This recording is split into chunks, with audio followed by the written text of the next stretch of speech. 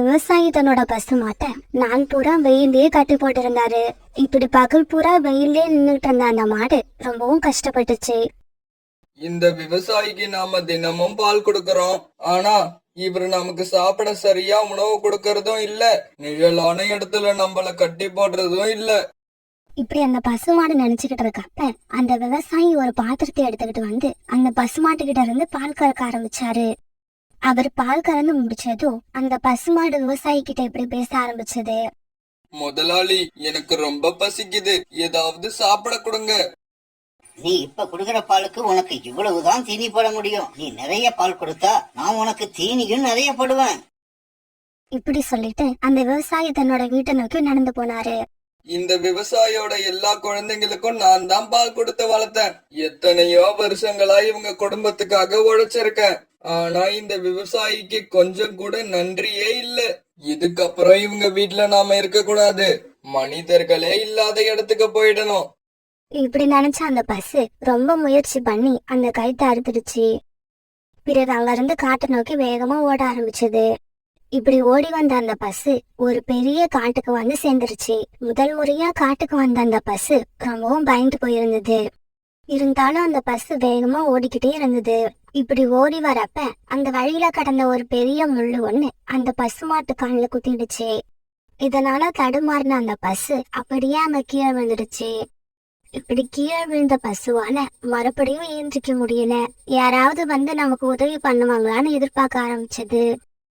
சோனா குருவி தன்னோட வீட்டுல ஒரே பொண்ணு பியூட்டியோட வாழ்ந்து வந்தது. அம்மா அம்மா, என்னோட தோழிகள் எல்லாம் நிறைய விளையாட்டு பொருட்கள் வச்சிருக்காங்க, அத வச்சு விளையாடுறாங்க.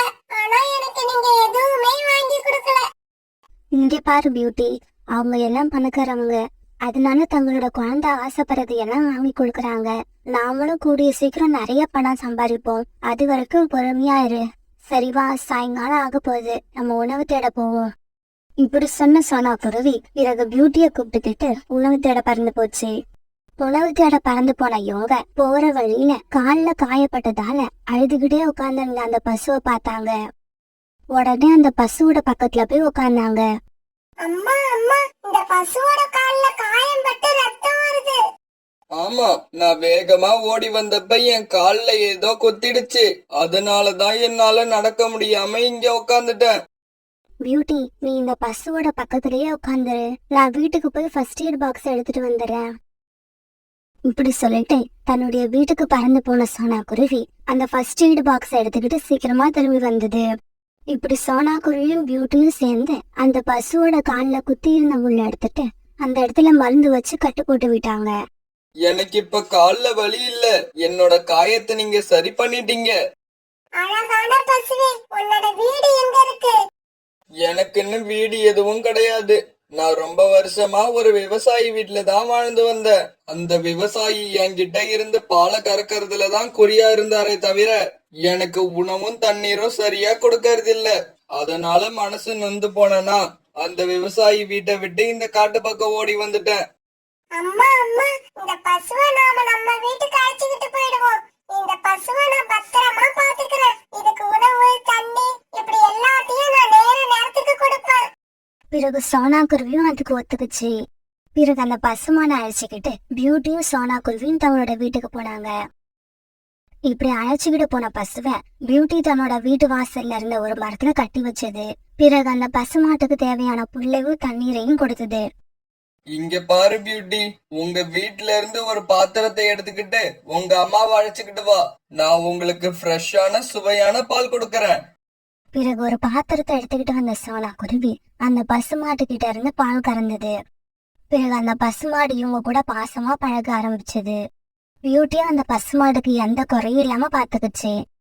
இதனால அந்த பசுமாடு இவங்களுக்கு தினமும் நிறைய பால் கொடுத்தது. தங்களுக்கு தேவையான பால் போக மீதி பாலை சோனா குருவி மத்தவங்களுக்கு விற்பனை பண்ணுச்சு.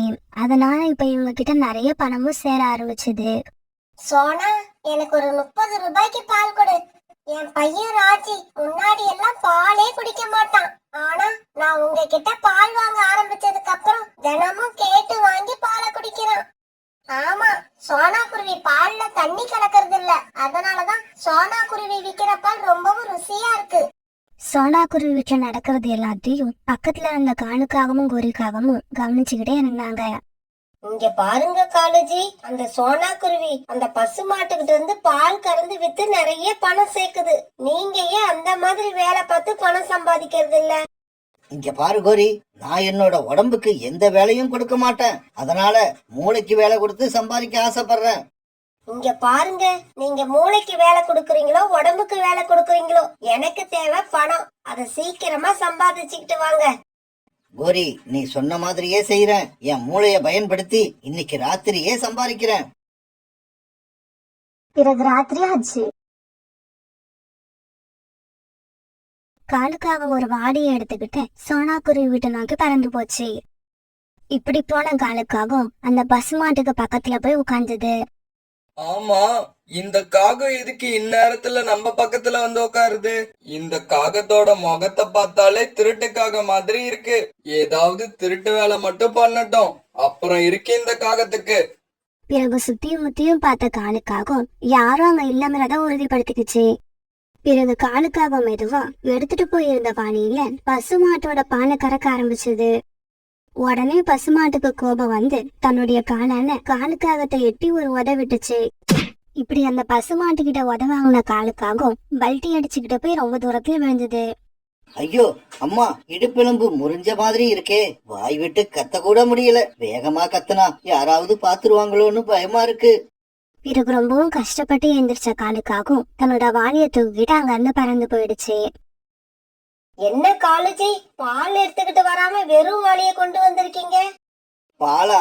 இதுக்கப்புறம் அந்த மாட்டுக்கிட்ட இருந்து நான் பாலை கறக்க முயற்சி பண்ண மாட்டேன். இன்னைக்கு பால் கறக்க முயற்சி பண்ணி அதுகிட்ட வாங்கின உதையில 1/2 மைல் தாண்டி அந்த பக்கம் போய் விழுந்த அந்த வலி எனக்கு தான் தெரியும். ஐயோ காலுஜி, உங்களுக்கு அந்த மாட்டுக்கிட்ட இருந்து எப்படி பால் கறக்கிறதுனே தெரியல. அந்த மாட்டுக்கிட்ட இருந்து நம்ம பாலை கறக்கணும்னா முதல்ல அந்த மாட்டோட மனசுல நம்ம பேராசையை உண்டாக்கணும். இன்னைக்கு பாருங்க, அந்த சோனா குருவியும் அதோட பொண்ணு உணவு தேட போகட்டும். நான் கச்சிதமா வேலையை முடிக்கிறேன். மறுநாள் பொழுது விழுந்துச்சு. அழகான பசுவே, நாங்க எங்களுக்கான உணவு தேட போறோம். நீ அது வரைக்கும் நல்லா ஓய்வு எடுத்துக்கிட்டு. இங்க பாருங்க, நேத்து ராத்திரி ஒரு காகம் வந்து என்கிட்ட இருந்து பாலை கறக்க முயற்சி பண்ணுச்சு. இதை கேட்ட பியூட்டி சோனா குருவி அதிர்ச்சியானாங்க. அம்மா அம்மா, அப்படின்னா அது கண்டிப்பா காலங்களா தான் இருக்கும். காலங்களை தவிர வேற யாரும் இந்த வேலையை செய்ய மாட்டாங்க. இங்க பாரு பசு, இன்னைக்கும் அந்த மாதிரி யாராவது வந்து உனக்கு தொல்லை கொடுத்தா அவங்க வாழ்க்கையில மறக்க முடியாதபடி ஏதாவது தண்டனை கொடுத்து அனுப்பு. இப்படி சொல்லிட்டு சோனா குருவியும் பியூட்டியும் உணவு தேட பறந்து போனாங்க. இவங்க போன கொஞ்ச நேரத்துல கோரிக்காவை நிறைய பழங்களை எடுத்துக்கிட்டு அந்த பசு கிட்ட வந்துச்சு.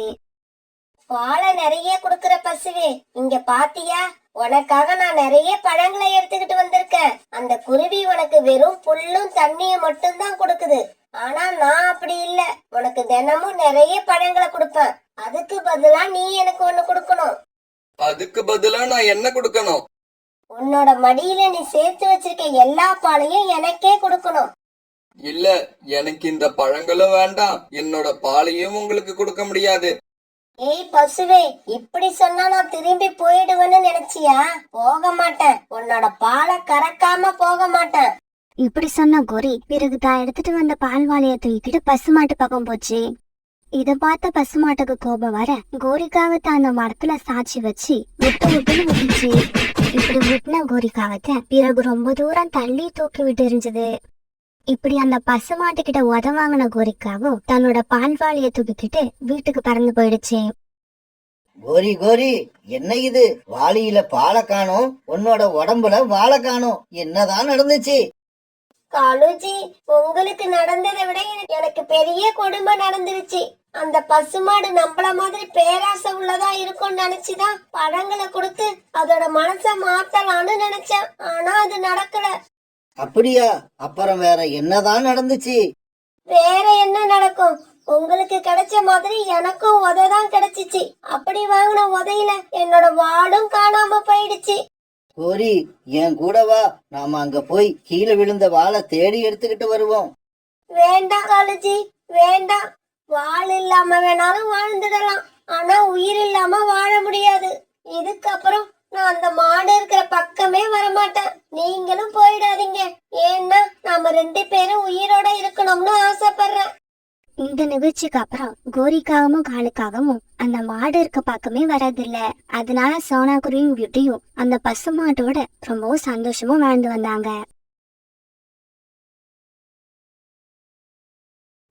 பசங்களா, நீங்க 2 பேரும் வீட்டுல இருங்க, அம்மா போய் காய்கறி வாங்கிட்டு வந்துடுறேன். அம்மா அம்மா, காய்கறி வாங்க நானும் உங்க கூட வரேன். இங்க பாரு கூக்கு, உன்னை நான் அழைச்சிட்டு போனா அங்க வந்து எனக்கு அது வேணும் இது வேணும்னு கேட்க கூடாது. கேட்க மாட்டேம்மா, எதுவும் கேட்க மாட்டேன். சரி, அப்படின்னா மங்கி கேப்ப எடுத்து மாட்டிக்க, வெளியில குளிர் அதிகமா இருக்கு. அம்மா இப்படி சொன்ன உடனே குக்கு மங்கி கேப்ப எடுத்து மாட்டிக்கிட்டான். பிறகு சோனா குருவி குக்குவை கூட்டுக்கிட்டு காய்கறி வாங்க பறந்து போச்சு. ஜம்ஜம் அண்ணா, எனக்கு வெங்காயம், தக்காளி, உருளைக்கிழங்கு, வெள்ளரிக்காய் இது எல்லாத்துலயும் 1/4 கிலோ கொடுங்க. அப்புறம் முட்டைக்கோஸ் 1/2 கிலோ கொடுங்க. உடனே ஜம்ஜம் பறவை சோனா குருவி கேட்ட எல்லாத்தையும் எடுத்து கொடுத்துச்சு. இப்படி காய்கறியை வாங்கின சோனா குருவி வீட்டுக்கு கிளம்ப நினைக்கிறப்ப காலுக்காக குளிர்காலத்துக்கு தேவையான ஆடைகளை ஒரு தள்ளு வண்டியில வச்சு தள்ளிக்கிட்டு வந்துச்சு. உள்ளன் போர்வை, உள்ளன் சால்வை, உள்ளன் போர்வை, உள்ளன் சால்வை. இந்த சத்தத்தை கேட்ட சோனா குருவி பிறகு குக்குவை கூட்டுக்கிட்டு காலுக்காகத்தோட தள்ளு வண்டி கிட்ட போச்சு. இப்படி போன சோனா குருவி அந்த தள்ளு வண்டியில இருந்த நீல கலர் சால்வாய தன்னுடைய ரெக்கையால எடுத்துக்கிச்சு. காலண்ணா, இந்த சால்வை என்ன விலை? சோனா, அந்த சால்வை ஒரிஜினல் கம்பெனியில தயார் பண்ணது. அதனால அதோட விலை 500 ரூபாய். வேற எங்க போய் வாங்கினாலும் என்னை விட விலை அதிகமா தான் சொல்லுவாங்க. காலண்ணா, நீங்க விலை அதிகமா சொல்றீங்க, 200 ரூபாய் குறைச்சு கொடுங்க. என்கிட்ட 300 ரூபாய் தான் இருக்கு. எனக்கு இந்த சால்வை ரொம்ப பிடிச்சிருக்கு, இது நான் எடுத்துக்கிறேன். ஆமா, நீங்க எல்லாம் எங்க இருந்து வரீங்க? காலங்காத்தால வந்து என்னோட உயிரை எடுக்கிறீங்க. சால்வைய வண்டியில வச்சுட்டு இடத்த காலி பண்ணுங்க. இப்படி சொன்ன காலுக்காகவும் பிறகு சோனா குருவி கையில வச்சிருந்த நீல கலர் சால்வைய கோவமா பிடுங்கிச்சு. காலண்ணா, நான் என்ன உங்க சால்வைய தூக்கிட்டு ஓடிடவா போறேன்? எதுக்காக கையில வச்சிருந்த சால்வைய எவ்வளவு வேகமா பிடுங்குறீங்க? இங்க பாரு சோனா, உங்களை எல்லாம் நம்பவே முடியாது. பணம் கொடுக்காம சால்வையை எடுத்துக்கிட்டு போனாலும் எடுத்துக்கிட்டு போயிடுவீங்க. காலங்கள், எங்க அம்மா உங்க கடையில இருந்து எத்தனை சால்வையை இதுவரைக்கும் திருடி இருக்காங்க. ஏன் இப்படி பேசுறீங்க? இங்க பாரு குக்கு, வாயை மூடிக்கிட்டு போ, இல்லன்னா ஓங்கி ஒண்ணு போட்டுருவேன். 500 ரூபாய் கொடுத்து சால்வை வாங்க வழி இல்லைன்னாலும் வாய் மட்டும் இருக்கு. இங்க பாரு குக்கு, எனக்கு இந்த சால்வை தேவையே இல்ல, நீ வா, நம்ம வீட்டுக்கு போகலாம். இப்படி சொல்லிட்டு சோனா குருவி தன்னுடைய பையன் குக்குவை கூட்டுக்கிட்டு தன்னுடைய வீட்டுக்கு பறந்து போயிடுச்சு. வீட்டுக்கு போன உடனே சோனா குருவி தன்னுடைய பசங்களுக்கு சாப்பாடு தயார் பண்ணி கொடுத்துச்சு. சாப்பாடை சாப்பிட்டு முடிச்சது எல்லாரும் பிறகு படுத்து தூங்க ஆரம்பிச்சாங்க. சோனா குருவியும் பியூட்டியும் படுத்து தூங்கிட்டாங்க. ஆனா குக்கு மட்டும் தூங்கவே இல்லை. ஏன்னா காலுக்காகவும் பேசினத குக்குவால மறக்க முடியல. மறுபடியும் காலுக்காகவும் பேசினது ஞாபகத்துக்கு வந்துகிட்டே இருந்தது. ஆமா, நீங்க எல்லாம் எங்க இருந்து வரீங்க? காலங்காத்தால வந்து என்னோட உயிரை எடுக்கிறீங்க. சால்வைய வண்டியில வச்சுட்டு இடத்த காலி பண்ணுங்க. இத நினைச்சு குக்கு அழுதுகிட்டே இருந்தான். மறுநாள் பொழுது விடிஞ்சிச்சு. காலையில கண் வச்ச குக்கு தன்னோட அம்மா கிட்ட எப்படி பேச ஆரம்பிச்சான். அம்மா, நான் என் ஃப்ரெண்டு ஜக்கு கூட விளையாட போறேன். அம்மா, குக்கு கூட நானும் போறேன். வேண்டாம், நீ வந்தா எங்களை விளையாட விட மாட்டேன், தொல்லை பண்ணிக்கிட்டே இருப்ப. பியூட்டி, நீ அவன் கூட போக வேண்டாம், வீட்லயே இரு, அவன் மட்டும் போயிட்டு வரட்டும். பிறகு குக்கு மட்டும் வீட்டை விட்டு வெளியில பறந்து போனான். இப்படி போன குக்கு புறா வச்சிருந்த ஹோட்டலுக்கு போனான். அங்கிள், நான் உங்க கடையில ஏதாவது வேலை பார்க்க விரும்புறேன். எனக்கு ஏதாவது வேலை கொடுங்க. இங்க பாரு தம்பி, உனக்கு இன்னும் வேலை பார்க்கற வயசு வரல.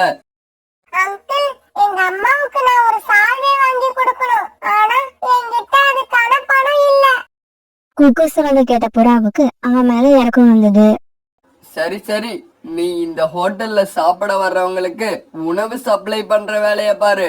உனக்கு நான் 100 ரூபாய் சம்பளம் கொடுக்கறேன். இத கேட்ட குக்கு ரொம்பவும் சந்தோஷப்பட்டான். உடனே குக்கு அந்த ஹோட்டல்ல வேலை பார்க்க ஆரம்பிச்சான். அந்த ஹோட்டலுக்கு வரவங்க எல்லாருக்கும் சாப்பாடு கொண்டு போய் கொடுத்தான். பிறகு அன்னைக்கு சாயங்காலம் புறா குக்குக்கு 100 ரூபாய் பணம் கொடுத்தது. இல்ல அங்கிள், இந்த பணம் எனக்கு இப்ப வேண்டாம். 5 நாள் கழிச்சு 500 ரூபாயா வாங்கிக்கிறேன். பிறகு தன்னுடைய வீட்டுக்கு வந்த குக்கு இரவு உணவை சாப்பிட்டு சீக்கிரமா கூட்டுல படுத்தான். ஏன்னா நாள் பூரா வேலை பார்த்ததால அவனோட உடம்பு ரொம்பவும் களைச்சு போயிருந்தது. அதனால சீக்கிரமா தூங்க ஆரம்பிச்சான். மறுநாளும் குக்கு வழக்கம் போல வேலைக்கு கிளம்பி போனான். இப்படியே 5 நாட்கள் ஓடுச்சு. அன்னைக்கு சாயங்காலம் குக்கு வேலையை விட்டு கிளம்பும் போது புறா அவனுக்கு 500 ரூபாய் கொடுத்தது. புறா கொடுத்த பணத்தை எடுத்துக்கிட்ட குக்கு காலுக்காகத்தோட தள்ளு வண்டியை தேடிக்கிட்டு பறந்து போனான். அங்கிள், எனக்கு அந்த ப்ளூ கலர் சால்வையை எடுத்து கொடுங்க. அதாவது எங்க அம்மா கிட்ட இருந்து நீங்க பிடுங்கிக்கிட்டீங்கல்ல அந்த சால்வை. இந்த சால்வைய வாங்குற அளவுக்கு உங்ககிட்ட பணம் இருக்கா? குக்கு பணம் கொடுத்த உடனே காலுக்காக அதை பார்த்துட்டு அதிர்ச்சி ஆயிடுச்சு. பிறகு அந்த நீல கலர் சால்வையை எடுத்து குக்கு கிட்ட கொடுத்துச்சு. அதை வாங்கிட்ட குக்கு சந்தோஷமா அங்க இருந்து பறந்து போனான். இப்படி பறந்து போன குக்குவை வழியில ஒரு வயதான பறவை தடுத்து நிறுத்துச்சு. தம்பி தம்பி, எனக்கு கொஞ்சம் காஞ்ச மரக்குச்சிகள் தேவைப்படுது. உன்னால எடுத்துக்கிட்டு வந்து கொடுக்க முடியுமா? என்னோட வீடு ராத்திரியில ரொம்ப குளிருது. என்னால தூங்கவே முடியல. காஞ்ச விறகுகள் இருந்தா அதை எரிய வச்சு என்னோட வீட்டை கொஞ்சம் சூடாக்கிக்குவேன்.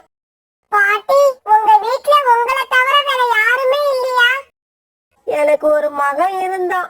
அவன் போன வருஷம் மழை பெஞ்சு புயல் அடிச்ச சமயத்துல இறந்து போயிட்டான். அதுக்கப்புறம் எனக்குன்னு யாருமே இல்ல.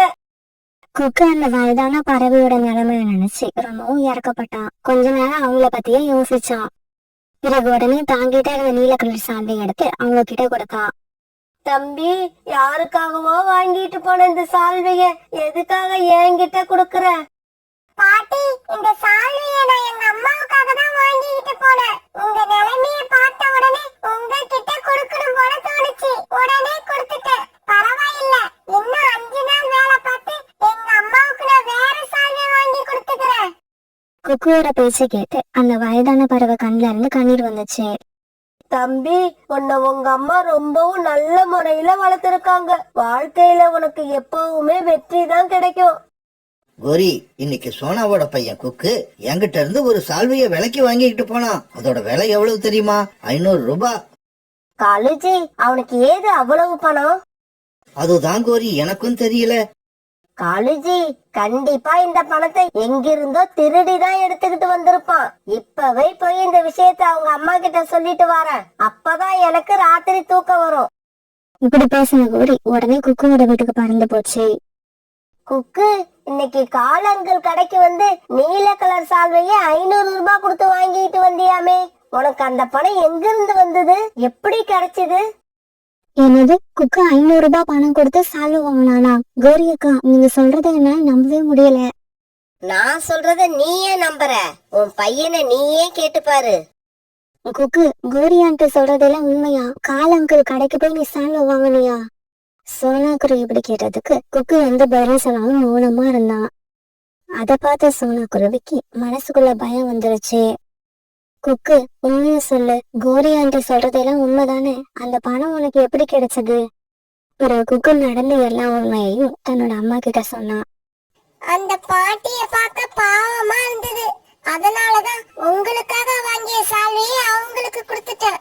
அம்மா, கவலைப்படாதீங்க.